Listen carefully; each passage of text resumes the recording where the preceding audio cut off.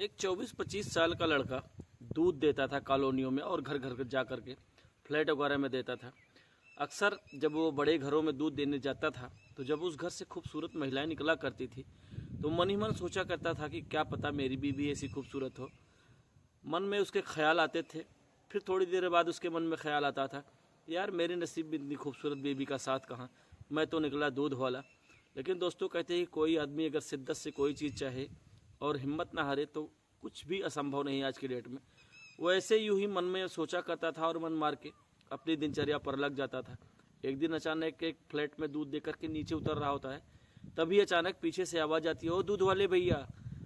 वो पीछे मुड़ कर के देखता है और देखने के बाद जब वो उस महिला को देखता है तो उसकी जो नज़रें होती है ऐसे गड़ जाती है मानो पलक झपकने का नाम ना ले रही हो। ऊपर से नीचे तक उसको देखता रहता है, बेहद खूबसूरत और उम्र भी लगभग 25-26 साल के आसपास। उसके बाद दोस्तों ये महिला कहती, क्या हुआ भैया, ऐसा एकटक क्या देख रहे हो।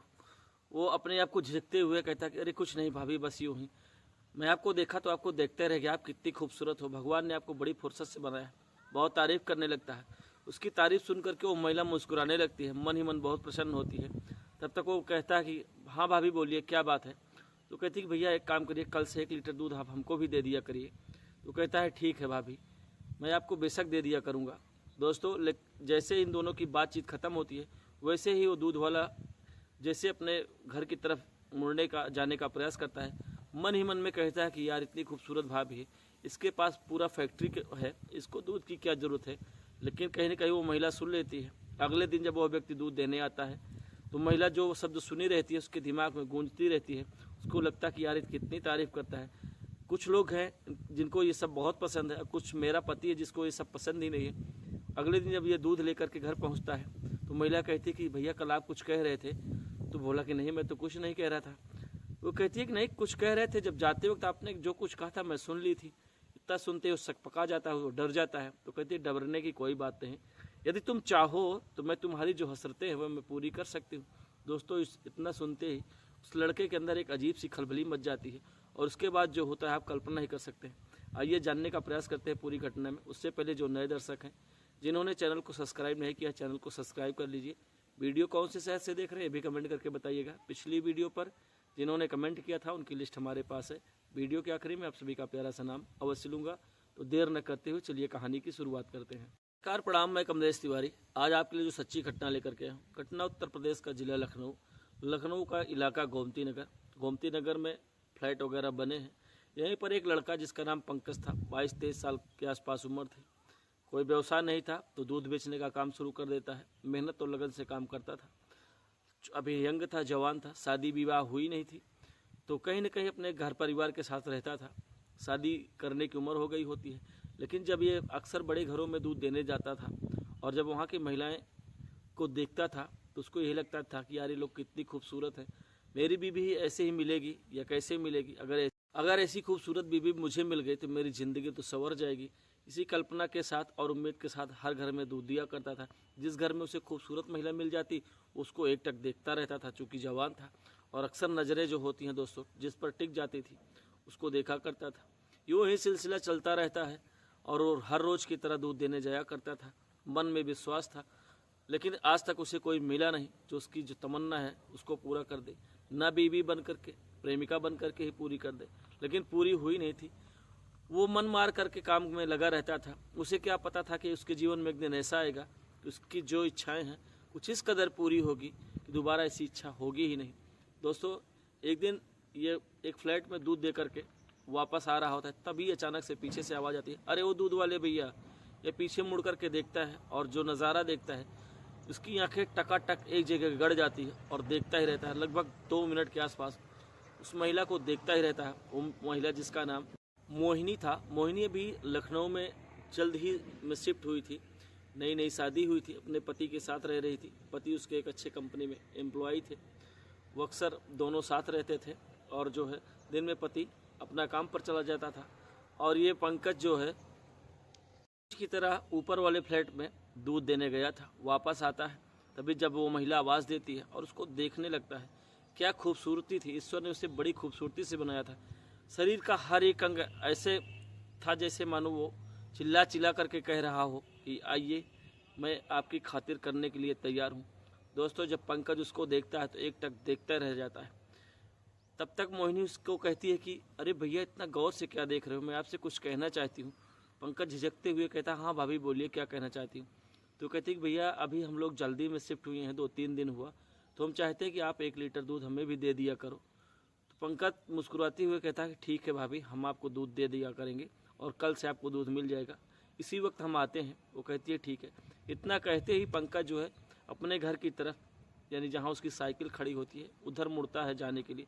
उसके मुंह से निकलता है कि यार, तुम्हारे पास तो पूरी दूध की फैक्ट्री है, तुमको किसी और से दूध लेने की क्या ज़रूरत है। वो जो मोहिनी थी उसकी सारी बातें सुन लेती है। पंकज को लगता है मैं मन में कह रहा हूँ, लेकिन उसकी आवाज़ जो थी वो बाहर निकल रही होती है। पंकज बिल्कुल जान नहीं पाता है। मोहिनी जब पंकज के मुख से ये आवाज़ सुनती है तो मन ही मन मुस्कुराने लगती है और अंदर जा कर के सोचने लगती है कि गजब लड़का है, क्या से क्या बोल गया मुझे पता नहीं चला। पति लोग हैं कि इतनी खूबसूरत पत्नी पाने के बाद तारीफ़ नहीं करते और दूसरे लोग भर भर के तारीफ़ करते हैं। मोहिनी को ये सब बड़ा अच्छा लगा और जो उसने जितनी तारीफ़ की थी उसकी, वो भी उसे बहुत अच्छा लगा। उसके बाद दोस्तों, पंकज बहुत प्रसन्न था। उसे लगा कि यार, मेरे पास कस्टमर तो बहुत सारे हैं, लेकिन ये सारे कस्टमरों में कुछ अलग ही है, इतनी सुंदर और दिखने में इतनी स्मार्ट। उसके बाद दोस्तों, पंकज अगले दिन दूध लेकर के आता है। लगभग यही सेम टाइम रहता है। पहले ऊपर फ्लैट में जाता है, दूध दे करके वापस आता है, बेल बजाता है। मोहिनी बिल्कुल सज धज के बैठी रहती है। चूँकि उसके पास कोई विशेष काम था नहीं, बच्चे वगैरह थे नहीं, बस पति के लिए खाना पीना बनाया और अपना सज धज के तैयार टीवी वगैरह देखा करती थी।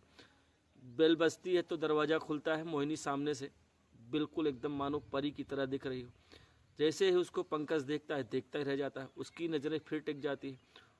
वो ध्यान ही नहीं देता कि हमें पतीले में दूध डालना है कि क्या करना है। दूध उसका हाथ में रहता है और मोहिनी के हाथ में पतीला रहता है। मोहिनी का चेहरा ताक रहा होता है। तब तक मोहिनी कहती है, अरे भैया, दूध तो डाल दो। पंकज दूध डालता है और थोड़ा सा मुस्कुराने लगता है। उसकी मुस्कुराहट देख करके मोहिनी भी मुस्कुरा देती है। कहीं न कहीं पंकज को बड़ा अच्छा लगता है। जैसे मुड़ करके जाने लगता है तो मोहिनी कहती है कि भैया, कल आप जब जा रहे थे वापस, तो कुछ कह रहे थे, हम सुन लिए थे। तो कहता है कि नहीं भाभी, हमने तो कुछ नहीं कहा। पंकज डर सा जाता है, शक पका जाता है, कहीं ऐसा ना हो कि कुछ बात विवाद बढ़ जाए। अभी आज ही पहला दिन है, ऊपर से कुछ बात का बतंगड़ बन जाए। तो मोहिनी कहती है कि नहीं भैया, आप कुछ कह रहे थे कि आपके पास तो पूरा फैक्ट्री है और आपको दूध लेने की क्या ज़रूरत है। सुनते ही पंकज के मानो होश उड़ जाते हैं। वो समझ जाता है कि मेरी बातें मोहिनी सुन ली है। उसके बाद दोस्तों, मोहिनी कहती है कि तुम्हें एक बात पता है कि नहीं पता भैया। वो कहती है नहीं। मोहिनी से पूछती, पहले एक बात बताओ, आपका नाम क्या है। वो कहता है कि मेरा नाम पंकज है। तो पंकज का भी सामने से उत्तर आता है, भाभी आपका क्या नाम है। वो कहती है कि मेरा नाम मोहिनी है, अभी हम लोग जल्दी में शिफ्ट हुए हैं, हमारे पति एक कंपनी में काम करते हैं। दोस्तों, यहीं से वार्तालाप शुरू हो जाती है। अब उसके बाद मोहिनी कहती है कि एक बात तुम्हें पता है पंकज। वो कहता है कि नहीं भाभी, मुझे तो नहीं पता है। वो कहती है जिसके पास जो कुछ होता है वो उसका टेस्ट या उसका इस्तेमाल खुद नहीं करता है, उसका इस्तेमाल अक्सर दूसरे लोग करते हैं। वो पंकज के लिए एक इशारा था। पंकज उस समय तो समझ नहीं पाता, मुस्कुरा करके चल देता है। उसके बाद दोस्तों, जब पंकज आता है, अपनी साइकिल की गद्दी वगैरह ठोक ठाक करके बैठता है और उसकी चेहरे को याद करके साइकिल की रफ्तार भरे जा रहा होता है, तभी उसके दिमाग में आता है कि मोहिनी ने शब्दों शब्दों में जो चीज़ कह दी वो बहुत बड़ी बात कह दी थी। कि मतलब जिसके पास जो होता है उसका इस्तेमाल कोई और करता है, वो खुद नहीं करता है। कहीं न कहीं उसके दिमाग में बात घर कर जाती है। अब पंकज किसी तरीके से सबके यहाँ दूध का सप्लाई करके 1:30-2 बजे के आसपास जब फ्री होता है और अपने घर पहुँचता है, नहा धोकर के चद्दर तान लेता है और सोने के लिए प्रयास करने लगता है। लेकिन नींद कहाँ आती है, उसके दिमाग में तो सिर्फ बातें चल रही होती मोहिनी की, कि जिसके पास जो होता है उसका इस्तेमाल कोई और करता है, खुद नहीं कर पाता। पंकज को लगने लगा कहीं ऐसा ना हो कि मोहिनी उससे सेट हो जाए। पंकज के आंखें खुली होती है और वो सपने देख रहा होता कि यदि मोहिनी का उसके साथ टाका भिड़ गया तो वो पल और वो नज़ारा ही अलग होगा। पंकज अभी हट्टा कट्टा नौजवान था, मोहिनी भी बिल्कुल सेम उम्र की थी, दोनों एक बराबर उम्र के थे। पंकज के मन में पुलाव बनने लगता है। उसे लगा कि यार, अब हमको लगता है कि मोहिनी सेट हो जाएगी। अब पंकज रोज़ की तरह जो है फिर वहाँ पहुँचता है और पहुँचने के बाद ऊपर फ्लैट में दूध देता है और देने के बाद नीचे वाले फ्लैट में फिर आता है, मोहिनी का बेल बजाता है। मोहिनी बिल्कुल सेम सज धज के बैठी रहती, दरवाज़ा खोलती। पंकज फिर उसको एकटक देखने लगता है। आज मोहिनी का रिएक्शन कुछ अलग था। मोहिनी ने कहा कि पंकज मुस्कुरा रहे हो देख करके, मैं तुम्हें अच्छी लगती हूँ क्या? इतना सुनते ही पंकज के मानो आंखों के सामने अंधेरा हो जाता है। उसको लगता है कि जो चीज़ हमको कहनी चाहिए वो सामने से कह रही, बात क्या है, माजरा क्या है।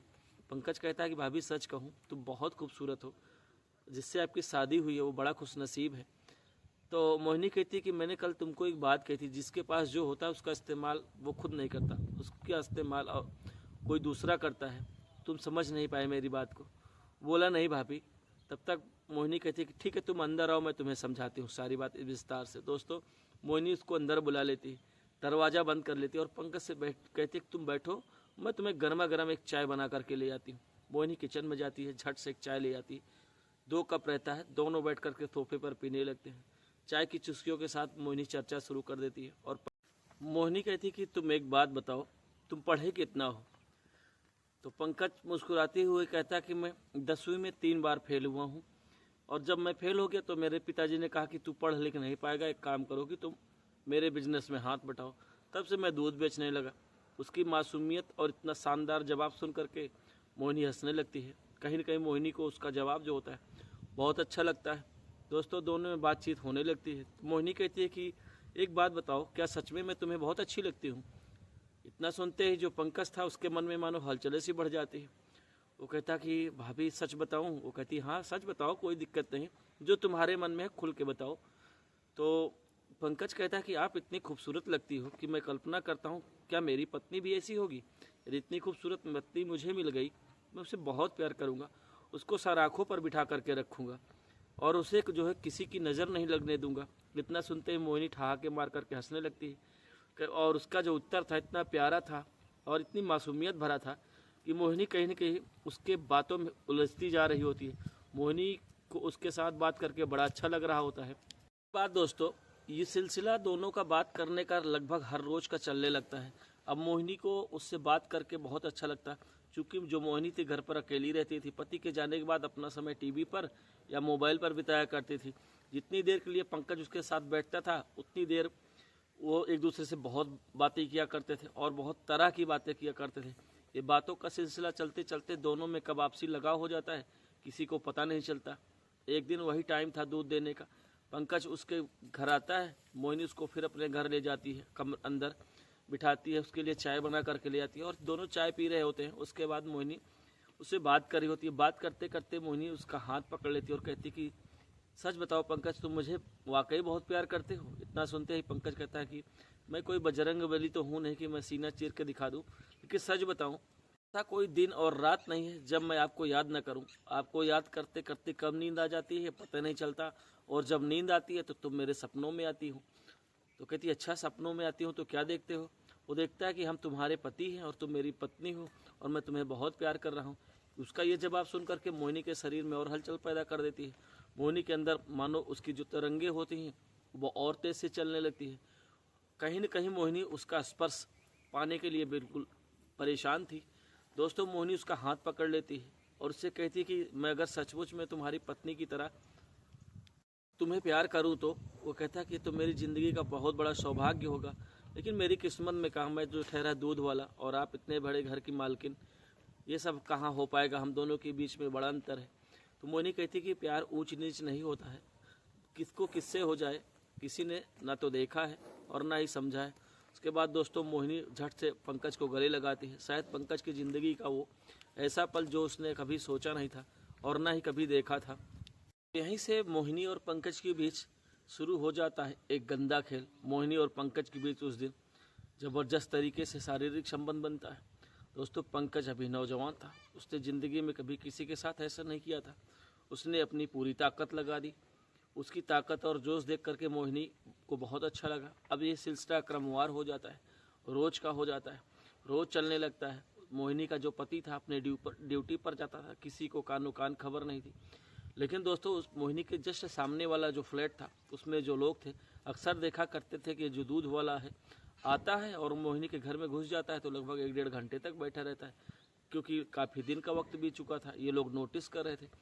बात धीरे धीरे करके बढ़ती जाती है। एक दिन मोहिनी का पति ऑफिस से आ रहा होता है, शाम के लगभग 8-9 बजे के आसपास का वक्त था।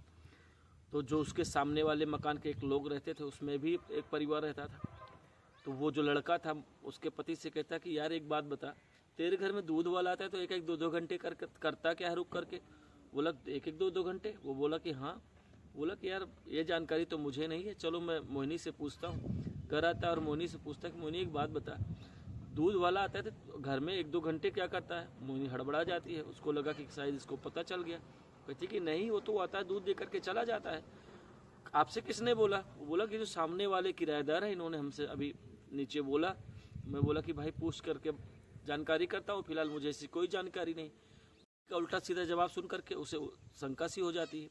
वो कहता है कि ठीक है कोई बात नहीं, लेकिन ऐसा कुछ मत करना क्योंकि ये शहर है और किसी के ऊपर भरोसा करने लायक नहीं, क्योंकि तुम घर पर अकेली रहती हो, कभी भी कुछ भी हो सकता है। मोनी कहती नहीं यार मैं इतना पागल नहीं हूँ, मैं समझदार हूँ, ऐसा कुछ नहीं हो जैसा तुम सोच रहे हो।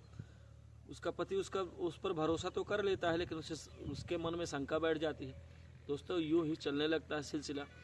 एक दिन संडे का दिन था और उसके पति की छुट्टी थी, तो वो अपनी पत्नी मोहिनी से कहता है कि मुझे थोड़ा सा बाहर कुछ काम है, मैं जा रहा हूँ, शाम तक वापस आ जाऊँगा। तो मोहिनी कहती ठीक है। दूध वाला आता है अपने टाइम पे, यानी पंकज, और दूध दे करके मोहिनी के घर में चला जाता है। दोस्तों बाहर से देख रहा होता कि अभी दूध वाला जा रहा है, उसके पीछे पीछे आ जाता है। दूध वाला जो पंकज था उसने उसके पति को कभी देखा नहीं था, उसका पति दिखने में कैसा है, क्योंकि उसकी कभी मुलाकात हुई ही नहीं थी। उसका पति भी पीछे पीछे लगा रहता है पंकज के। पंकज जैसे उसके घर में प्रवेश करता है वो छुप करके देख रहा होता है। अब वो लगभग आधे घंटे के आसपास हो जाता है। उसके बाद जो है दरवाजे के बेल बजाता है। और इधर इन दोनों का कार्यक्रम बिल्कुल तैयारी पर था, दोनों लोग अपने काम पर लगे हुए थे। तभी अचानक से उसका मोहिनी का पति बेल बजाता है। बेल की आवाज़ सुन करके वो सकपका जाती है, सोचती है कि कौन आ गया। उसे शंका हो गई कि आज छुट्टी है, कहीं ऐसा ना हो उसका पति राहुल आ गया हो। से कहती कहीं ऐसा तो नहीं कि यार राहुल आ गया हो। तो पंकज कहता है कि यार पता नहीं, मुझे तो मालूम नहीं है। दोनों लोग किसी तरीके से कपड़े पहनते हैं, ठीक ठाक होते हैं। उसके बाद दरवाज़ा खोलती है मोहिनी, देखती है उसका पति सचमुच खड़ा रहता है। राहुल कहता है कि एक बात बताओ, इतनी देर से ये दूध वाला घर में क्या कर रहा है? तो वो बोली कि अभी तुरंत तो आया। तो बोला दूध वाला आया तो तुम गेट बंद करके क्यों रखी थी? दूध वाला था, गेट से दूध लेती और ये अपना चलता बनता, तुम्हारा उसको घर के अंदर लेकर के दरवाज़ा बंद करने का क्या मतलब था? मोहिनी इधर उधर की बातें बनाने लगती है, जो बात बिल्कुल उसे अच्छी नहीं लग रही होती है। राहुल समझ जाता है कि मोहिनी के साथ इसका कोई चक्कर चल रहा है। उसको समझने में देर नहीं लगती। वो पंकज से पूछता है, पंकज कोई सटीक जवाब नहीं दे पाता है, वो हड़बड़ा जाता है। पंकज को 2-3 झापड़ खींच के मारता है तो वो सब कुछ कबूलने लगता है। उसकी बात सुन करके मोहिनी का सर नीचे हो जाता है। मजबूरी थी कि बके और नहीं बकता तो पीटा जाता। दोस्तों इतनी बात सुन करके जो पंकज था आग बबूला हो जाता है, अपने ससुराल फ़ोन करता और फ़ोन करके कहता है कि मेरी किस्मत में ऐसी लड़की दे दी हो जो कि मेरे जाने के बाद दूध वाले के साथ गलत काम कर रही है। उसके मायके वाले सुनते हैं तो उनका सर शर्म से झुक जाता है। वो लोग कहते हैं कि ये मेरी बेटी फिलहाल तो ऐसा नहीं थी, अब अगर कुछ उसके नियत में फिर अचानक बदलाव आ गया हो तो मैं कुछ कह नहीं सकता। दोस्तों मोहिनी से उससे पूछा जाता है तो मोहिनी कहती है कि नहीं ये सब झूठ है, मेरे ऊपर ब्लेम लगा रहे हैं, इधर उधर की बातें करने लगते हैं। पंकज समय में हो रही घटनाओं को देख करके सचेत था, सीधा सीधा उससे कहता कि अगर मैं गलत हूँ तो मैं तुमसे तलाक ले रहा हूँ, तुम आज के बाद आज़ाद हो, तुम्हारी ज़िंदगी में तुम्हें जितने मज़े चाहिए सब ले लो, मुझे कोई दिक्कत नहीं, लेकिन मैं तुम्हें अपनी पत्नी के रूप में अब स्वीकार नहीं करूँगा। कोर्ट जाता है, कोर्ट से बाकायदा तलाक पेपर बनवाता है और मोहिनी को तलाक दे देता है। यहीं से मोहिनी की ज़िंदगी टूट करके बिखर जाती है और पंकज जो उसके साथ था, पंकज डर के मारे उधर आसपास भटकता नहीं है। उसके बाद दोस्तों दोनों के बीच अलगाव हो जाता है और एक तरीके से ये हंसती खेलती ज़िंदगी टूट जाती है। तो कहते हैं कभी भी ज़िंदगी में जज्बात में आकर के कोई गलत कदम नहीं उठाना चाहिए, जैसा कि मोहिनी ने किया। वो एक दूध वाला था, उसका व्यवसाय था, अपना व्यवसाय कर रहा था, तुम्हारा काम था दूध लेना, तुम दूध लेती, उसके साथ इधर उधर करने की क्या ज़रूरत थी? तो दोस्तों इसीलिए कहते हैं कि सावधान रहें, सतर्क रहें। बस कहानी इतना ही। वीडियो कैसी लगी कमेंट करके ज़रूर बताइएगा। कल मिलूंगा एक नई कहानी के साथ। जाने से पहले जिन्होंने पिछली वीडियो पर कमेंट किया था 2 मिनट उनका प्यारा सा नाम लेना चाहूँगा। तिवारी बलिया उत्तर प्रदेश से, सुंदर लाल हिरवा छतरपुर मध्य प्रदेश से, दिलीप राजपूत खंडवा से, राजेश यादव हरियाणा से, विक्रम यादव, आप सभी मेरी वीडियो पर इतना प्रेम और स्नेह दिया, ऐसे ही प्रेम और स्नेह बनाए रहें। कल मिलूंगा एक नई कहानी के साथ। आज की कहानी में बस इतना ही। धन्यवाद, नमस्कार।